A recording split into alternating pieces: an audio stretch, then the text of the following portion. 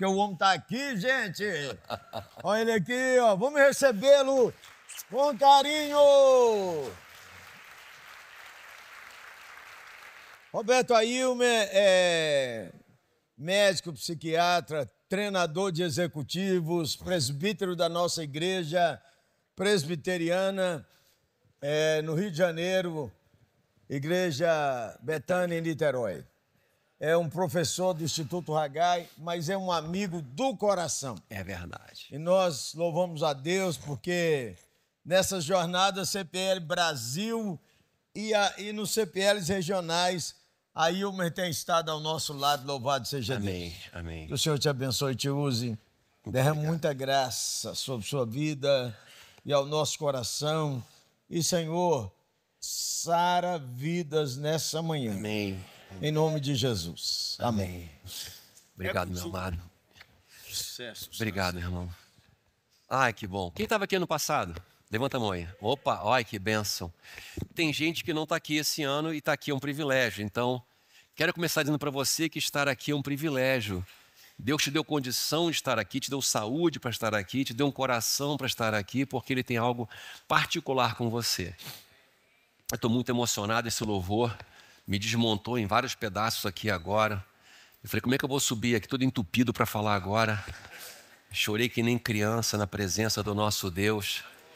E eu senti vontade de pedir uma coisa para você antes de começar a falar. Vou pedir que você fique de pé um pouquinho só e faça uma oração por mim. Porque tem dia que a gente sente que não tem nada para falar. Tem dia que tem certeza que não tem nada para falar. Eu estou na certeza hoje que o que eu tenho para falar não tem nada a ver. O que você tem que ouvir é o que Deus precisa falar com você. Então, vou pedir que faça uma oração de misericórdia e graça. Senhor, me apresento vazio na Tua presença. Eu preciso de ter algo da Tua parte para abençoar os Teus filhos. De mim eu não tenho nada, Senhor Deus, que seja possível, Senhor. Vem do Senhor todas as coisas, no Senhor está todas as coisas. E é desse lugar, Senhor Deus, que eu quero ministrar os Teus filhos, Tuas filhas. Em nome de Jesus, Senhor Deus, em nome de Jesus. Faz assim, Jesus. Em nome de Jesus. Amém. Amém, Jesus. Aleluia. Amém. Agora eu estou melhor. Porque o tema é a colheita, mas eu quero falar para quem faz a colheita, que é você. O que está no meu coração hoje é para cuidar do seu coração. Amém. E o mês Setembro Amarelo é um mês que no mundo inteiro as pessoas trazem a consciência de prevenção ao suicídio. O suicídio não é uma decisão, é uma doença. É a última etapa de uma doença mental, de depressão, de angústia, que é o suicídio. E muitas pessoas não se suicidariam se tivessem um abraço, se tivessem uma esperança. Porque o suicídio vem quando todas as esperanças acabaram há muito tempo. E a gente tem um abraço para dar. A gente tem uma esperança para compartilhar. Nós fomos encontrados pela esperança. Nós fomos alcançados pela graça. Nós fomos resgatados de um poço de lama. E sistematicamente somos lavados dos nossos pecados. Então a nossa vida é uma vida que transmite vida porque estamos conectados na fonte da vida.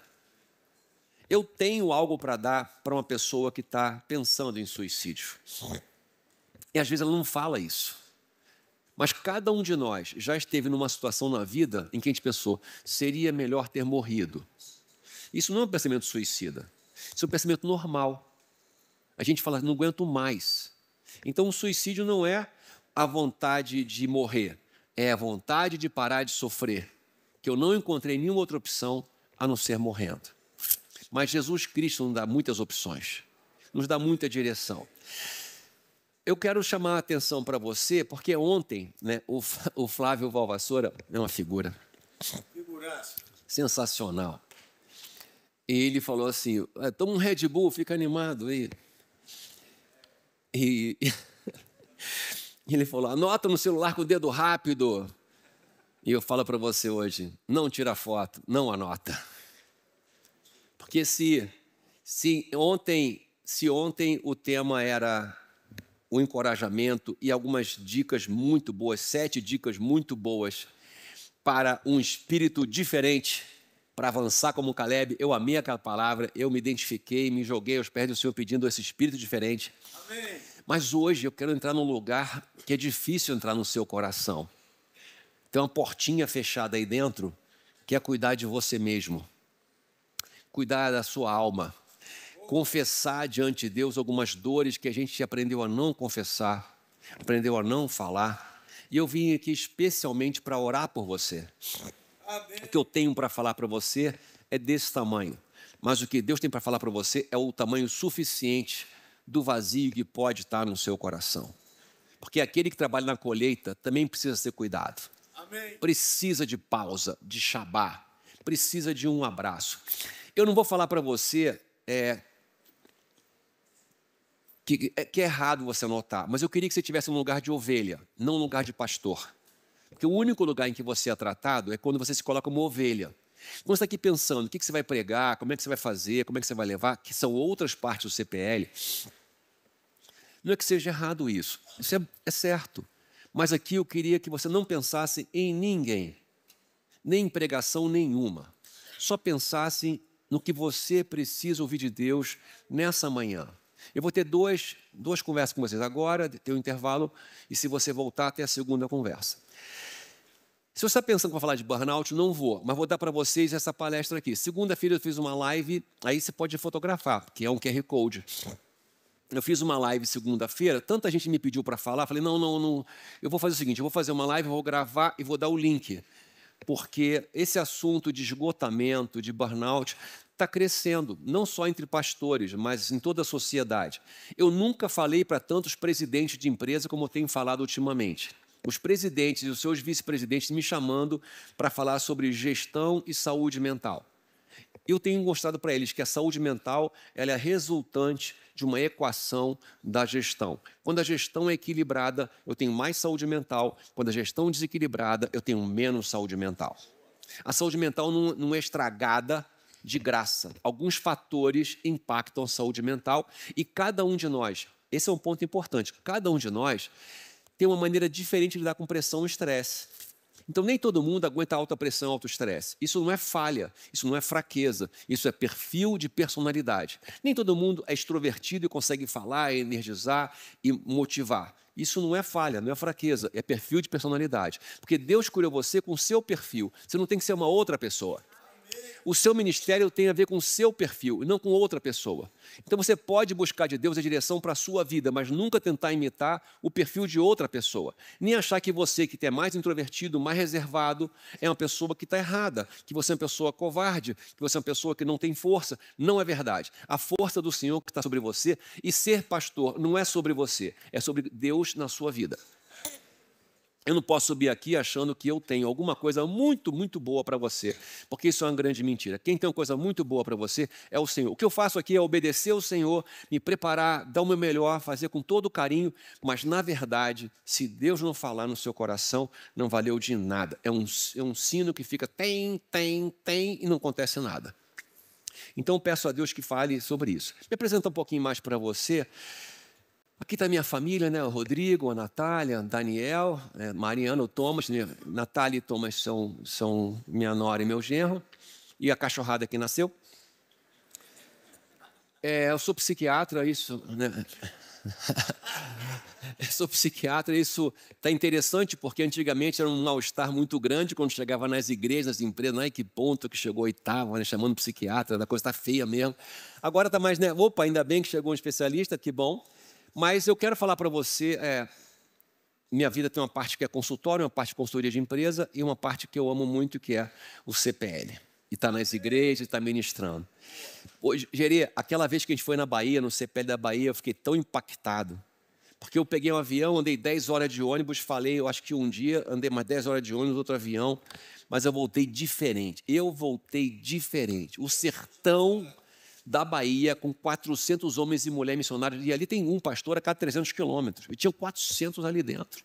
Uma coisa linda, uma coisa assim de emocionar, de chorar, foi uma coisa maravilhosa. Então, eu trago para você uma missão que é, Não existe tamanho único para igrejas e para famílias.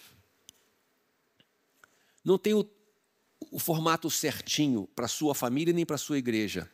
A sua família, a sua igreja vão ter coisas boas e problemas que Deus vai tratando ao longo do caminho. Então, uma coisa que eu peço a você, já aqui no CPL, é não imagine que a sua igreja, que a sua família tem que ser diferente do que Deus tratou. Se eu tenho uma pedra que é esmeralda, tem uma lapidação para esmeralda. Se eu tenho uma pedra que é topázio, tem uma lapidação para topázio. Se eu tenho uma pedra que é diamante, tem uma lapidação para diamante. Cada lapidação é diferente, porque cada pedra é diferente, e Deus tem em cada um de nós uma pedra preciosa que Ele vai lapidando até que chegue a que Deus nos chamou para ser. Então, nesse sentido, eu quero dizer para você que você é a pessoa certa, no lugar certo, na família certa, na cidade certa, para fazer a vontade do nosso Deus que colocou você ali. A primeira coisa que o diabo faz na nossa cabeça é falar que a gente é inadequado. Porque a gente é inadequado. Que a gente é insuficiente, porque a gente é insuficiente. E na sua cabeça você foi treinado para ser adequado, agradar as pessoas e ser suficiente. E esse treinamento tira de você a necessidade de Deus. Porque a necessidade de Deus vem quando você assume que é inadequado e não é o suficiente. Eu subi aqui com um sentimento de muita necessidade da sua oração. Porque eu me sentia muito inadequado e muito insuficiente. E não tem nada de errado com isso. Eu só não posso fingir que eu sou adequado e que eu sou suficiente, porque eu não sou. O meu vazio é onde Deus opera. Essa é a nossa conversa agora de manhã sobre vazio, porque a gente está muito cheio, muito cheio. A gente está muito cheio. Se temos uma coisa em comum aqui, é que a gente está muito cheio. E a ideia do CPL não é você ficar mais cheio, é você esvaziar e encher de coisas novas. Existe uma saturação de demanda, saturação de informação, saturação de conhecimento. Em 2021, eu fiz um estudo sobre pessoas fortes, como a Naomi Osaka, que é a maior tenista do mundo na época e abandonou o campeonato de tênis. Depois, no mesmo ano, Simone Biles abandonou a Olimpíada e depois o Gabriel Medina, surfista, ele abandonou o campeonato mundial de surf. Espera aí, mas quando o surfista fica estressado, eu fico preocupado. Eu já fico assim, o cara é surfista, tá estressado, meu. Realmente a coisa está feia. Mas o que quer dizer dessas três pessoas aqui? São o número 1 do mundo. São pessoas muito fortes, muito treinadas. E quebraram muito. Quebraram muito. Não quebrou pouco, não. Quebrou raiz. A Simone Biles, você sabe que agora na Olimpíada fez bonito pra caramba. 3 medalhas de ouro e 1 de prata. E ela tem um especial dela na Netflix que ela fala do quanto que foi importante assumir que não estava bem de cabeça. Isso ajudou muita gente no mundo a assumir que não estava bem de cabeça, porque não estar bem de cabeça não é uma vergonha, é normal. E se eu trato... Muita gente fala assim, Ilmer, psiquiatra, coisa de maluco. Tem essa brincadeira de coisa de maluco que faz com que as pessoas não procurem ajuda. Tem igrejas que acham que a pessoa procurar ajuda e ter medicação é falta de fé. Tem gente que acha que a pessoa procurar um médico, um psicólogo para ter algum tipo de aconselhamento é porque não confia em Deus. Gente, isso é Idade Média. Isso é muito velho. Eu tenho fé para caramba. E eu tenho um montão de paciente que tem fé para caramba, mas tem remédio que ajuda. Tem suporte que ajuda. Tem lugar para abrir o coração. Você precisa ter um lugar para abrir o teu coração. Tem ministérios que fazem isso para apoiar pastores e líderes. Não tem que quebrar para procurar uma ajuda. Procura antes, porque quando você quebrou, vai ficar difícil para caramba. Vai ficar difícil para caramba depois de quebrar. Então, quero falar com vocês sobre orações do vazio e do silêncio. Eu quero falar sobre orações do vazio. A gente foge a vida inteira do vazio, a gente foge a vida inteira do silêncio. Hoje, ultimamente, você vai ver numa espera de elevador, numa escada rolante, não tem ninguém que não esteja olhando o celular. Não tem nenhum segundo de espera, às vezes no sinal, a pessoa vai olhar o celular. Não tem mais vazio, não tem mais silêncio, tudo está ocupado. Vai dormir vendo alguma coisa no celular. Acorda e antes de fazer xixi, já vê o celular. Gente, pelo amor de Deus, a primeira coisa que você acordar é abrir o olho, aí você dá bom dia, se alguém acordou o celular, senão você sai devagarzinho e faz alguma coisa no banheiro, escova o dente, né? daquele trato, né? E aí você toma café, você vira gente. depois abre o celular. Porque se você abrir o celular antes de tratar algum ser humano com dignidade, o celular vai pautar a sua cabeça, vai pautar a sua vida, vai pautar a sua agenda, e você já começa a entrar na adrenalina de resolver problema. Mas o que você faz? Você acorda e pega o celular. Não tem silêncio. Então, antes de você fazer qualquer coisa no celular, você tem que fazer com pessoas e falar com Deus. Não abra o teu celular antes de falar com as pessoas e antes de falar com Deus. Porque o que você começar primeiro vai pautar o seu dia. É oração ou é WhatsApp, Instagram? Então vamos lá. No meu vazio,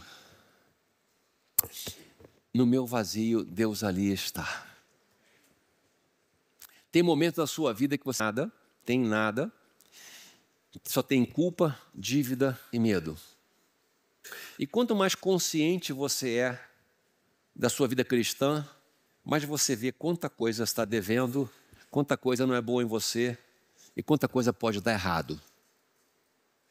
Eu quero começar com a primeira oração de Davi no Salmo 51, vou começar um pouco diferente, começar de baixo para cima. Ele fala assim: porque eu conheço as minhas transgressões e o meu pecado está sempre diante de mim.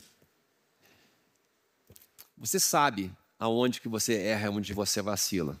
Tem coisas que você faz de vez em quando, tem coisas que fazem parte do seu jeito de ser, que machucam, que são difíceis. Você não queria, mas machucam, são difíceis e atrapalham a sua vida.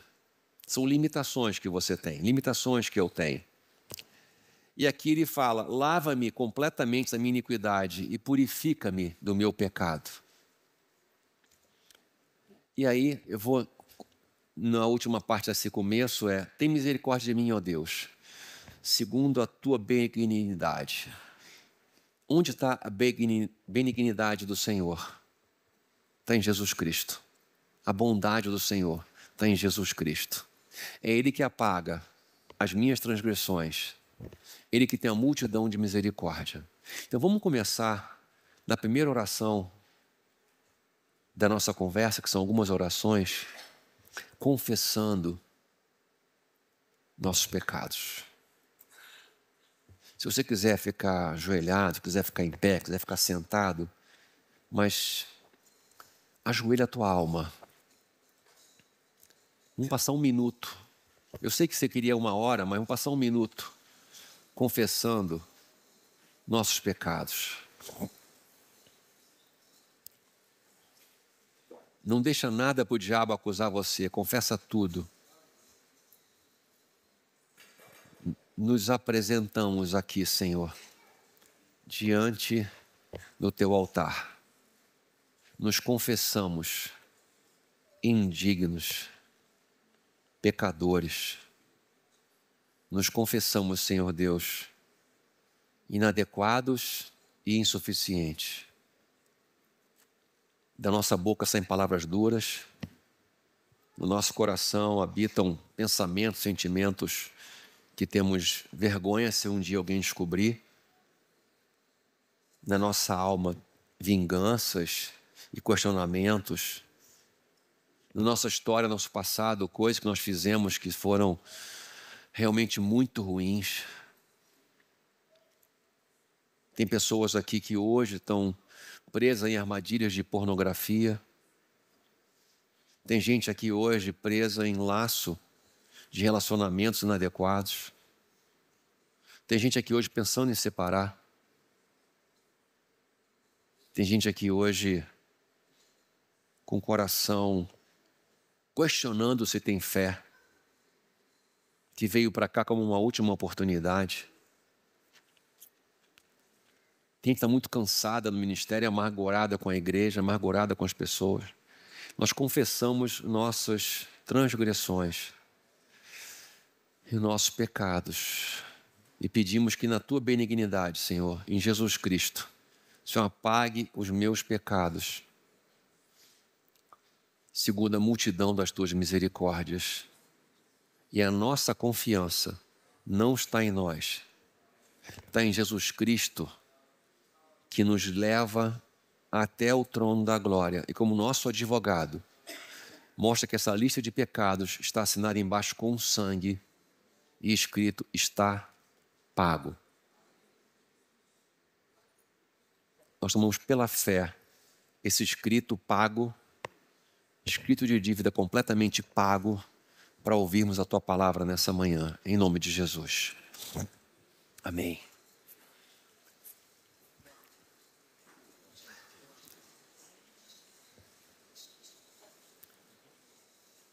Não é sobre Salmo 51 nossa conversa de hoje, mas eu quero atravessar um pouquinho o 51, porque eu preciso trabalhar esse lugar no meu coração, no seu coração. Um coração puro e renova em mim espírito reto só pode ser feito pela graça de Deus.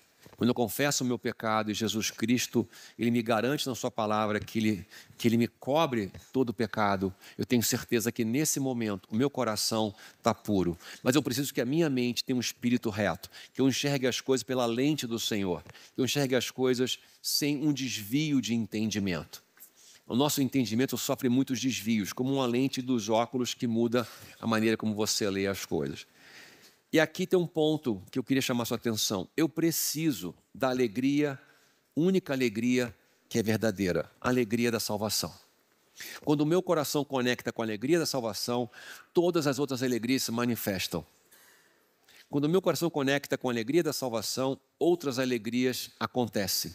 Mas sem a alegria da salvação, não há como ter alegria de verdade. Eu posso ter alguns pequenos prazeres temporários, mas a alegria de verdade eu não posso ter se eu imaginar que a minha salvação não está garantida em Jesus Cristo. Ninguém vai ter uma alegria na vida se achar que ao final da sua vida está indo para o inferno. A alegria completa vem quando eu tenho a alegria da salvação primeiro. E a salvação é que me dá um espírito cheio de vontade de servir ao Senhor, que é o espírito voluntário, que vem da palavra vontade.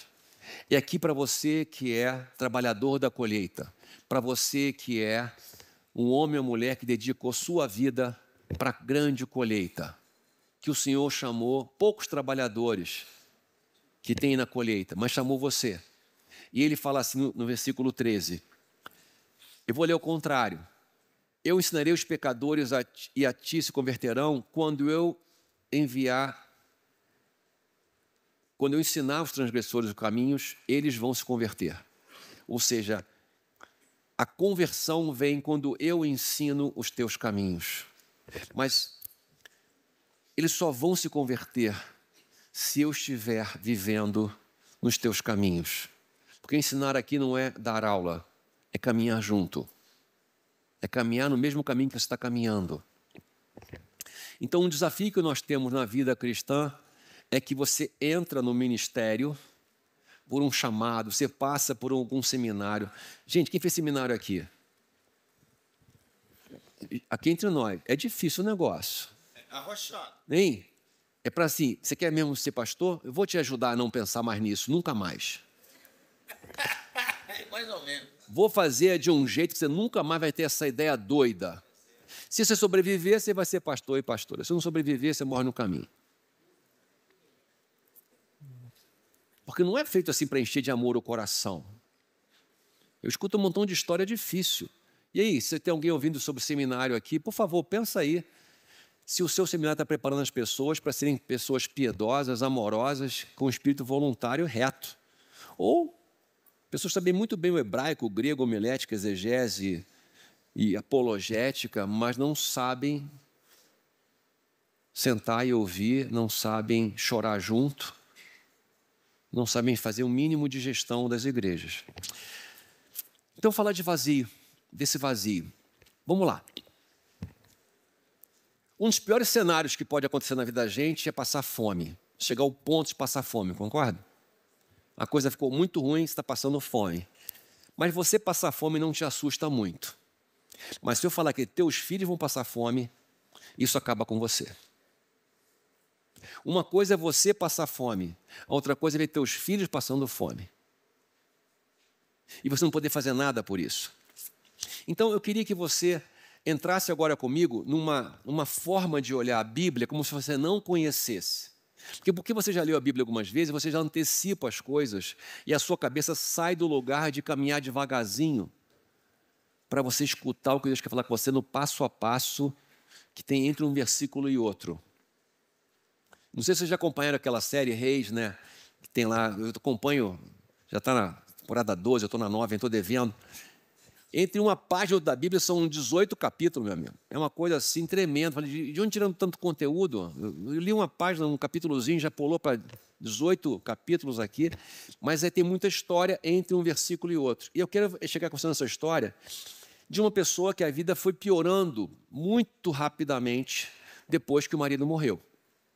O marido morreu e a pessoa foi tentando se virar sozinha, foi tentando falar com os vizinhos, foi tentando vender uma coisinha aqui, vender uma coisinha ali. Foi, mas só piorou.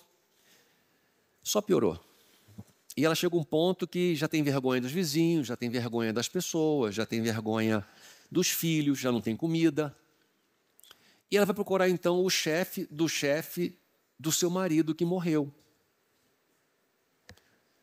E vai falar com ele. Quem sabe ele atende alguma coisa. Então, vamos lá.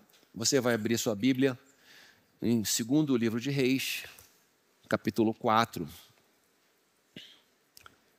Vou dar um close aqui para você.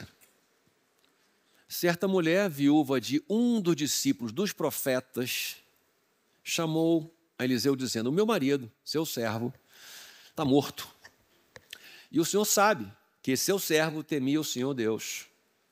Mas veio o credor para levar os meus 2 filhos como escravos. E aqui, a primeira oração que eu quero fazer com você nesse texto é sobre seus filhos.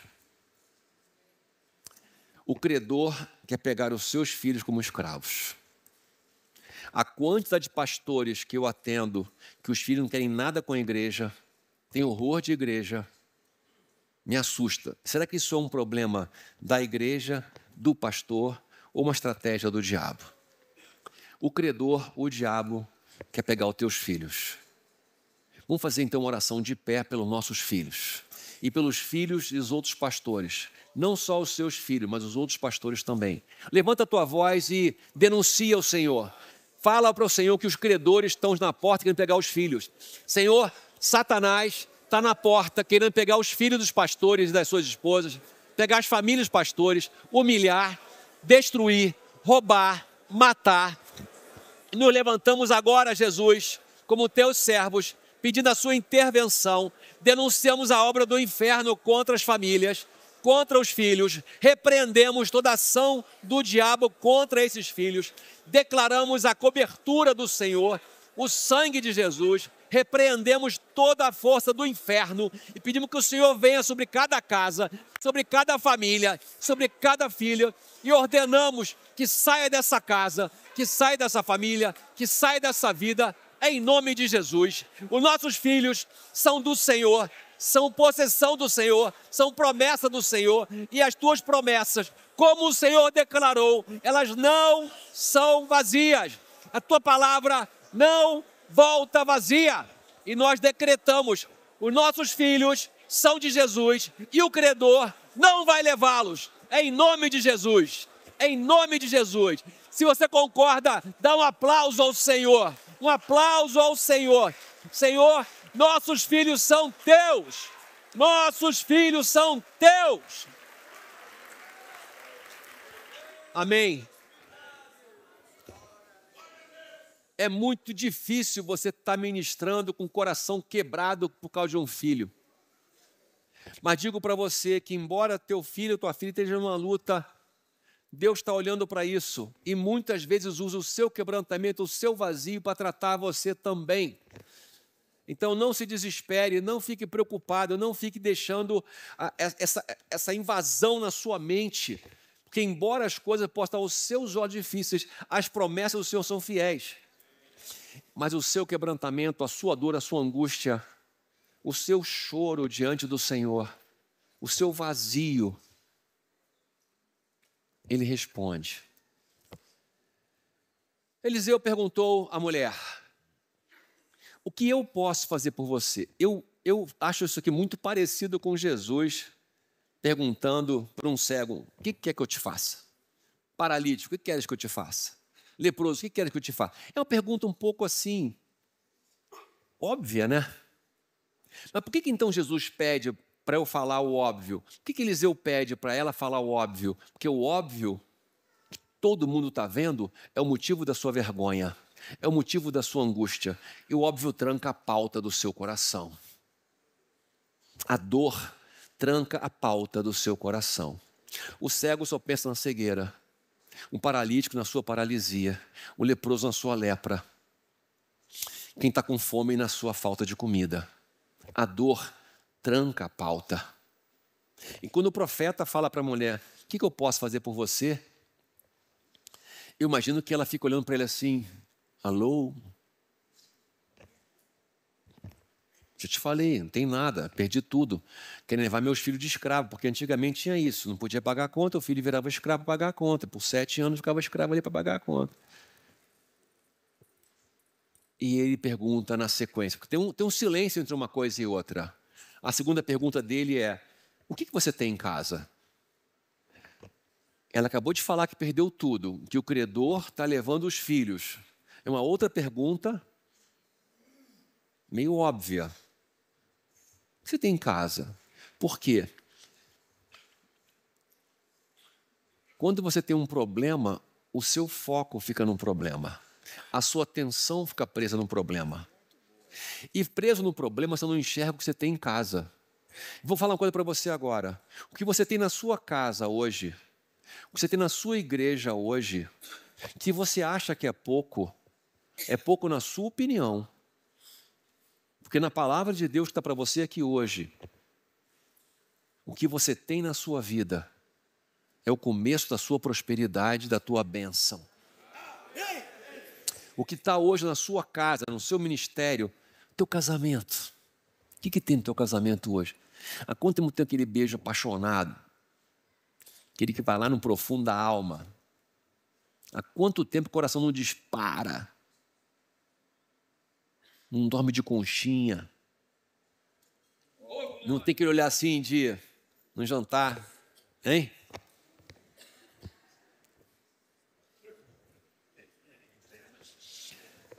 Porque está um foco no problema, está um foco na mágoa, está um foco no que faltou, está um foco na briga, está um foco na grosseria, o foco no que falta é o motivo da sua ansiedade. E ela fala meio amargurada, esta tua serva não tem nada em casa, a não ser uma botija de azeite. Tenho nada. A não ser uma botija de azeite. Bom, se tem uma botija de azeite já não é nada, né? Já é alguma coisa. Mas a cabeça dela é nada. Ela não enxerga a botija de azeite como alguma coisa. Porque é muito pouco, não dá para nada. Na lógica, no racional, ela está errada? Não, está certa. Sobrou só um restinho de azeite. Então, minha pergunta para você é, da sua unção inicial, quando você começou o seu ministério, o que sobrou de azeite? Da sua paixão, do seu primeiro amor pelo Senhor, o que sobrou desse azeite? Daquilo que um dia fez você decidir ter uma vida difícil, porque você sabia que ia ser difícil. Ontem o Flávio falou aqui uma coisa que é bem verdade. Pastor não é muito normal da cabeça, não. Tem que ter um grau de doideira.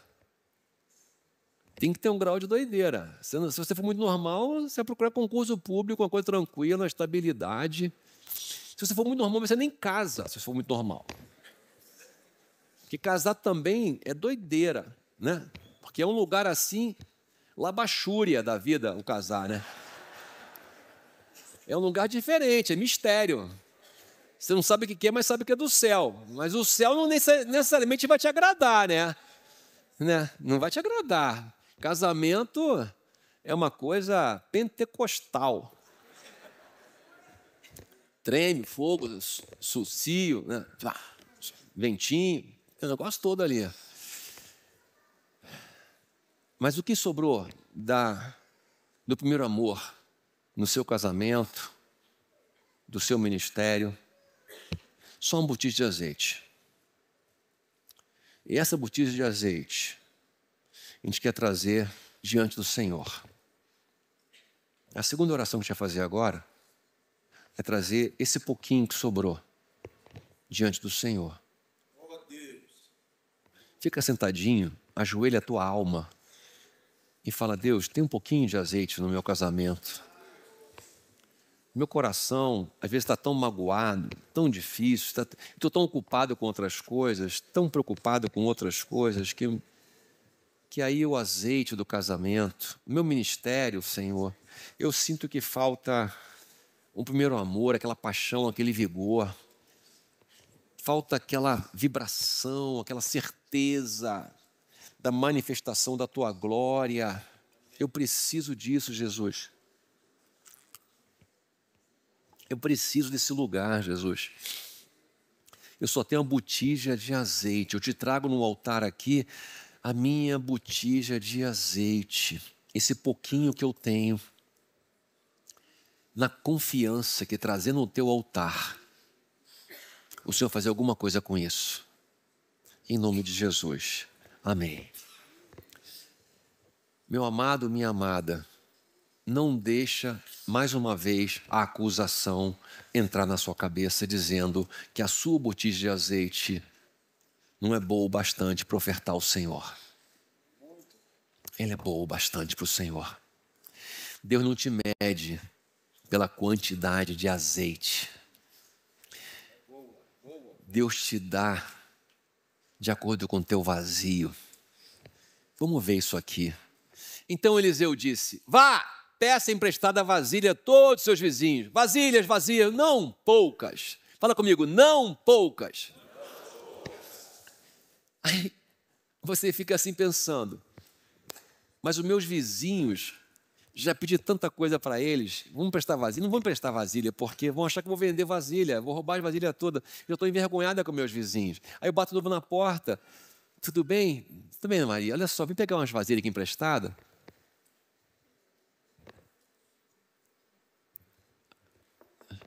Oi, dona Carla, tudo bem? Eu vim pegar umas vasilhas emprestadas. A pessoa empresta sabendo que não vai voltar aquela vasilha, né? Porque não está pagando nada, não tem conta nenhuma, não tem renda nenhuma.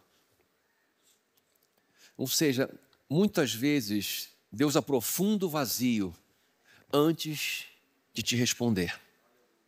Então, quando a coisa fica mais escura, fica mais fria, não se desespere, porque a hora mais fria da noite é exatamente antes do sol nascer. Às vezes as situações pioram muito antes de melhorar. E é nesse momento que Deus fala com a gente. Aonde está a sua confiança? Aonde está o seu olhar? Aonde está a sua segurança? Deus aumenta o vazio da gente com um propósito maior, que você talvez não entenda, mas você precisa confiar. Deus aumentou o vazio dessa mulher. Ela ia para casa, não tinha nada. Agora tem mais dívida com as vizinhas e tem um monte de pote vazio em casa. E o profeta fala: depois entra em casa, fecha a porta atrás de você e dos seus filhos. Ela bota um monte de vazio no chão, fecha a porta e fala: tá, só vejo mais o que eu não tenho, só vejo mais o vazio, só vejo mais o que eu não consigo preencher. E é nesse momento que Deus fala: derrame o azeite da sua botija nessas vasilhas. Vai enchendo, vai colocando à parte, vai enchendo, vai colocando à parte.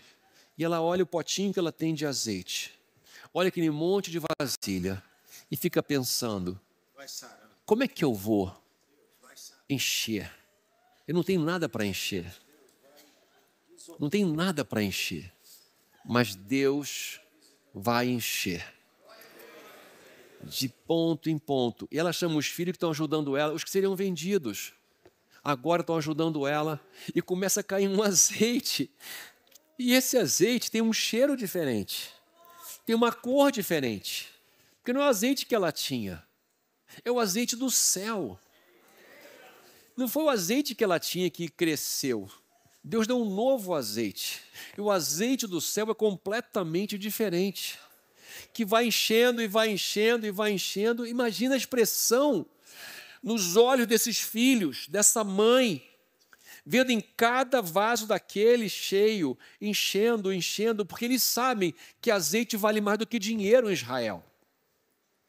Eles sabem que esse cheiro é de uma coisa valiosa, preciosa, que tem muito, muito valor. Eles sabem que ele tem uma resposta que não para de cair, não para de cair, não para de cair. Enquanto tem vazio, não para de cair esse azeite. E num dado momento, a mãe fala, então, pega mais uma vasilha. Mãe, acabou. E é nesse momento que o azeite para. Então, eu fico pensando que se nessa hora que o azeite parou, tudo faz sentido para essa viúva, para os seus filhos. Agora eles veem vários vasos transbordando, escorrendo azeite, sujando o chão. E ele fica pensando, meu Deus, mas ainda bem que eu peguei todas as vasilhas que eu podia pegar com meus vizinhos, ainda bem que Deus aumentou o meu vazio, porque aumentando o meu vazio, Ele me encheu muito mais. Quando Deus aumenta o seu vazio, vai te encher muito mais, meu querido e minha querida. E a glória da segunda casa será maior do que a primeira, como diz a palavra de Deus. E o azeite do Senhor é diferente do seu azeite. O amor do Senhor, a graça do Senhor, a presença do Senhor é tudo que você precisa. E é no seu vazio que Ele se manifesta. Eu quero caminhar com você para entender assim que quanto maior o vazio, maior o testemunho. Você vai lembrar que em Gênesis 37, o José tinha 17 anos de idade. Aí os irmãos jogam num poço, depois vende como um escravo, depois ele vai trabalhar na casa de Potifar, encontra uma dona da casa que era uma peça, uma figura, uma pombagira da pesada. Já tinha pombagira no Egito e está repreendida, e a mulher bandida, devia ser uma influencer daquelas da época, vai assediar o garoto novinho, ele escapa, ela manda ele para a cadeia, ele passa ali 13 anos entre escravo e cadeia, 13 anos vivendo num lugar muito diferente que ele tinha com o pai dele como filhinho preferido. Lembrando a túnica que o pai fez para ele. E por causa dessa túnica, um montão de coisa aconteceu. E os sonhos, né? E aí, nesse momento em que Faraó pede, quem que pode interpretar esse sonho?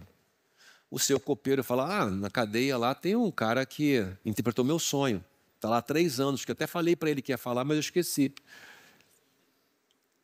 E aí, o Faraó pega esse garoto, que está agora com 30 anos de idade, não está amargurado, não está angustiado. Ele era o coordenador da masmorra, braço direito do chefão da masmorra, ajudava as pessoas, era um querido, sabia gerenciar bem. E agora interpreta o sonho de Faraó, e ele sai de prisioneiro para o braço direito de Faraó. O braço direito da masmorra vira o braço direito de Faraó. E passou 80 anos nessa cadeira. Ele passa 13 anos como prisioneiro escravo. 80 anos salvando vidas, prosperando uma terra e que trouxe a sua família. Agora pensa no seguinte, o que aconteceria com Jacó se não fosse para o Egito? Sabe o que aconteceria? Os cananeus, os gigantes, teriam massacrado eles. Se não fosse o Egito, não tinha povo de Israel hoje. O Egito foi o útero do povo de Israel. E José é que fez isso a partir da sua submissão a Deus. A submissão gera vida. A submissão gera vida. A ansiedade, a amargura, tira você do foco. Eu quero te mostrar onde mora a sua ansiedade. O CEP da sua ansiedade. O CEP da sua ansiedade é o que te falta.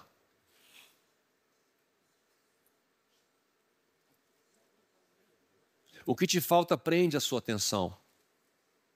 Mas Deus não precisa do que te falta para te abençoar. Deus não precisa do que te falta para te abençoar. Deus usa o que você tem para te abençoar. A tua pequena botija de azeite é o que Ele usa para te abençoar. Por isso que eu trouxe essa história que você conhece, Eliseu, com essa viúva. É o que você tem, é um pouquinho de azeite que você tem.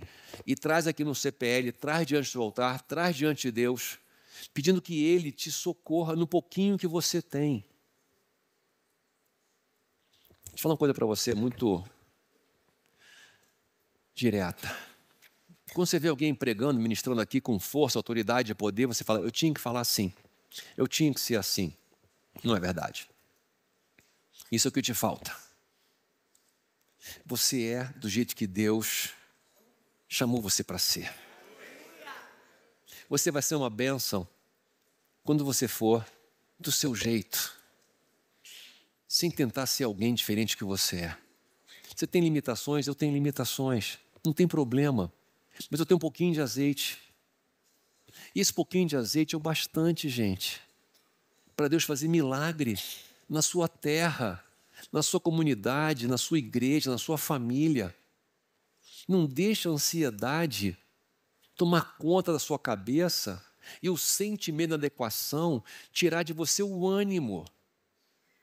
Porque o ânimo, o bom ânimo que o Flávio falou ontem, essa disposição de adiante, isso é para cada um de nós. Bom ânimo, tem de bom ânimo é para cada um de nós.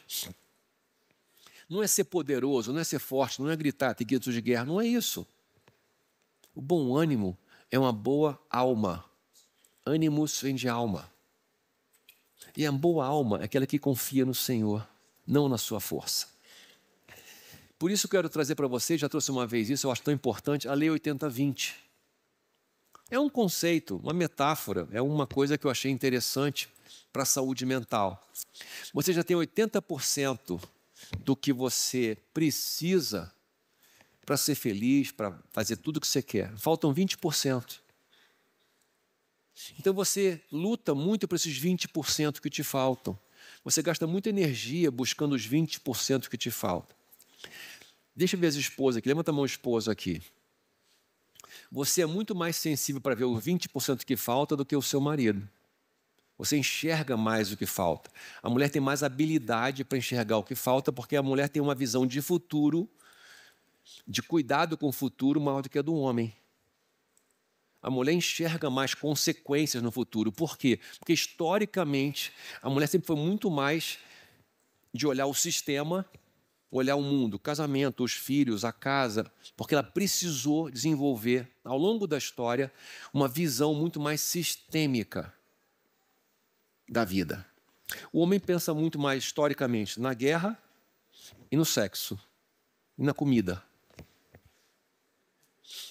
Se tem comida, se tem sexo, venceu a guerra, pronto.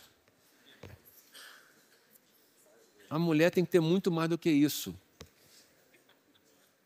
E é interessante, né? Você vê, às vezes, uma mulher na praia, no clube, está falando com uma amiga aqui, ela puxa a orelha do garoto que pegou a batatinha na mesa do outro. Ela tem olho atrás, impressionante. Ela enxerga coisa que ninguém enxerga. Aí chega uma pessoa na igreja e fala, isso aí é bandida, isso aí é enviado de Satanás. Não, isso aqui é uma pessoa, uma benção, não sei o quê.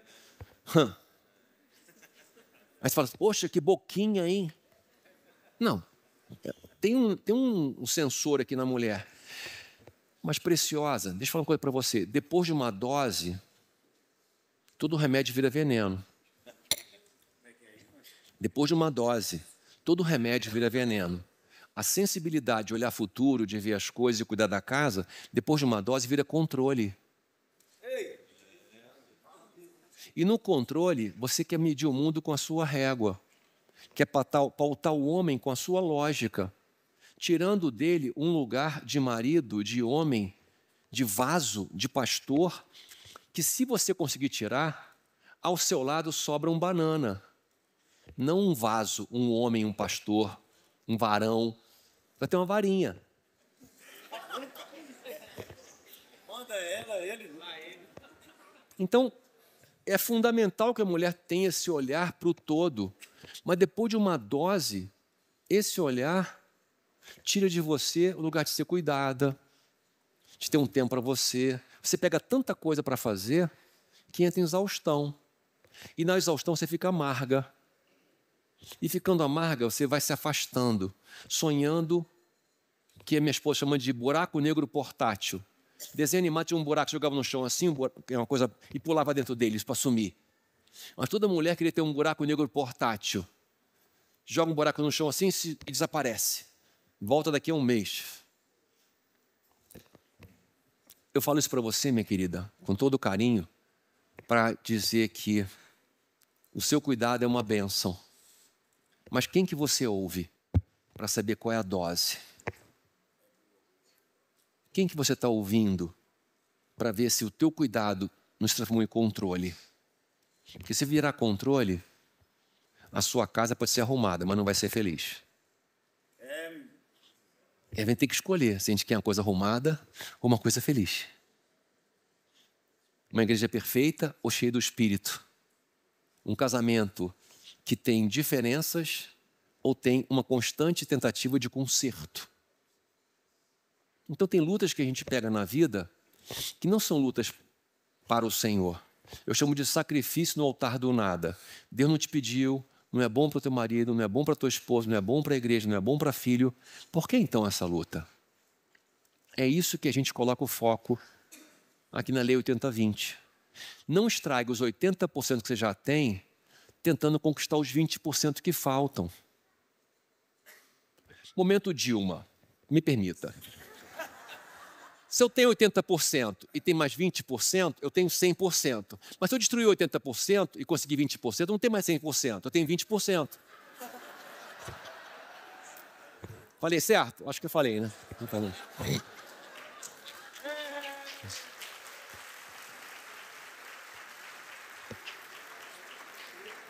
Não estrague o que você já tem, tentando conseguir o que você ainda não tem.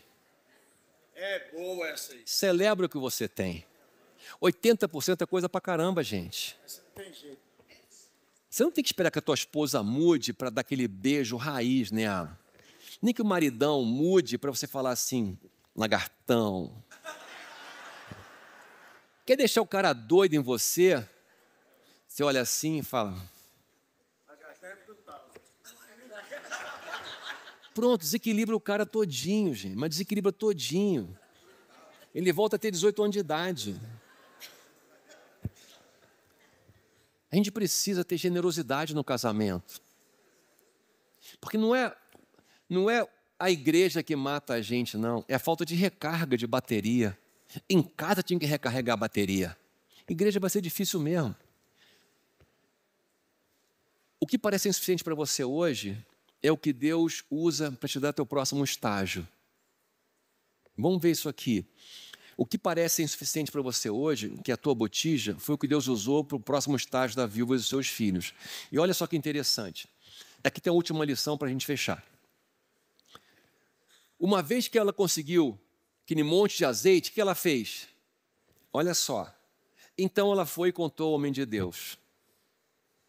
Ou seja, ela teve o azeite todo, ela podia fazer agora sozinha. Óbvio, vende o azeite, paga as contas, não é isso? Mas ela vai ao homem de Deus. Perguntar, o que o Senhor quer que eu faça? Esse é um ponto importante. Quando você conseguir tua bênção, não fica independente, não. Quando você conseguir tua bênção, mesmo que pareça óbvio, pergunte ao Senhor o que Ele quer que faça. Amém. O Senhor é o Senhor da escassez e da fartura. E eu acho que ele devolveu as vasilhas depois para as amigas com algum azeite dentro. Amém. É não? Gratidão, reconhecimento, fez uma festa. Porque ele falou assim, ó, vá, venda seu azeite, paga as suas dívidas e você e seu filho vivam com o que sobrar. Gente, isso aqui é vida para a vida inteira. Isso aqui é quase que uma loteria, o Mega Sena do azeite. Então agora essa mulher que era envergonhada na vizinhança é uma mulher que tem um milagre na vida dela. O que era vazio é testemunho. E o que ela pediu emprestado, ela devolveu com mais gratidão ainda. A sua luta, o seu testemunho, abençoa a sua vizinhança, abençoa a sua cidade, abençoa a sua igreja, abençoa as gerações que vão contar sobre você, porque esses filhos tiveram filhos, a vovó, a bisavó, minha tataravó, tinha uma situação assim, o profeta falou, o azeite multiplicou, meu avô estava lá, ele viu isso. As histórias vão traçar gerações, são histórias de Deus, não de azeite. As histórias são de Deus. Não é o assunto, é a manifestação de Deus. E aqui está a nossa última oração desse bloco. Em Gênesis A terra era sem forma e vazia. Não tinha nem azeite. Só tinha vazio. Deus não precisa do azeite, nem do pouquinho que você tem, para fazer o que Ele quer fazer. Ele usa só para você ficar seguro e segura. Uma coisa didática, afetiva. Mas no vazio, Deus fala, haja luz e houve luz.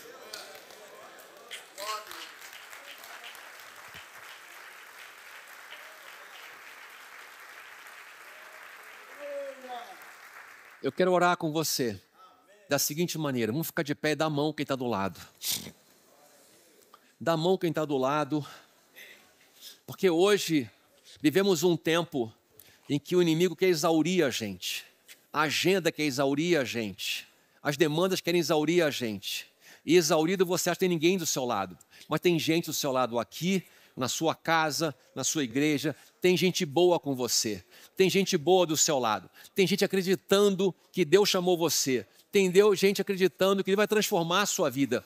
Tem gente que você pode dar a mão. Não vai sozinho, não segue sozinho. Dá a mão que está do seu lado. Não é a pessoa perfeita, não é a melhor pessoa, mas quem está do seu lado é também uma botija de azeite. Deus tem na sua casa uma botija de azeite. E ainda que não tivesse azeite, tivesse só sem forma e vazia, Ele fala, haja luz e há luz. Vamos orar. Senhor, em nome de Jesus, nos levantamos agora para apresentar ao Senhor o nosso futuro, a nossa história, a nossa vida, nosso chamado, nossos últimos dias, Senhor. Estamos vivendo nossos últimos dias, Senhor. Todos os dias são os últimos dias, Senhor. E queremos dedicar a Ti, consagrar ao Senhor, apresentar ao Senhor a nossa vida.